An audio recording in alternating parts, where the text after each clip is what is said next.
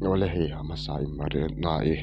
thì nó chúng sang ngại hiền nên thật tu te nên bom tắc rất ta chơi tua tu te chúng ta bỏ đi luôn nè thang đòn những cái này à số tiền ruột cho Mipui Chetdan hi ali tu kem o cái thì cái mà ngày đàn chuan này bây lâu coi tu te chu lâu dem rõ sẽ nó tắc point xem na lâu bê rõ sẽ om liêu liêu anh đi phù liêu liêu ni mà sẽ chút tiền ruột cho nên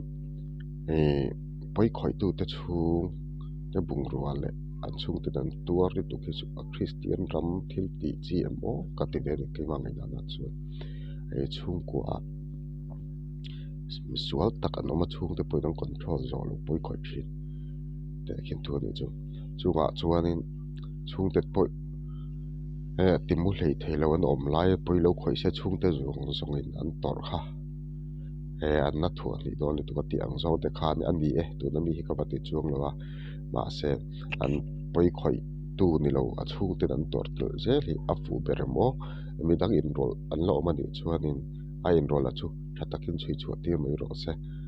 ka ti ang zong khan ngai dang an ni ve ka in chi ni ko na ya dang kan le lam ni ke don sa sa do se ni ke don sa sa se la an ku wa hi hi ta min pa ka to yu tu na ni la ni ke don sa sa do se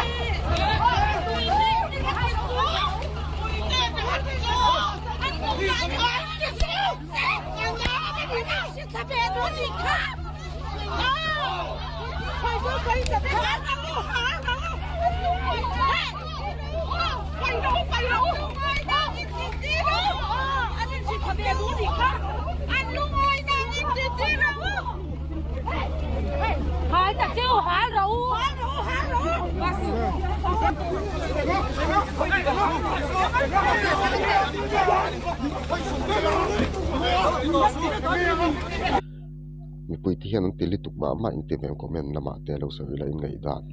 dan hi ke po ad bere ka te lo lo dik lo zong mai the ma se Christian ram ti sia hian kan Chetdan hi ali tuk lo mo poi khoi lo tu te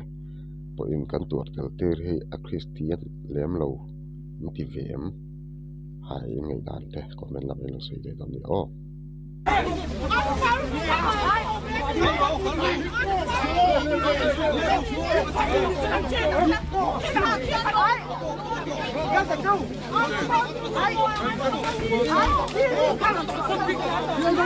subscribe cho kênh Ghiền Mì Gõ để không bỏ lỡ những video hấp dẫn.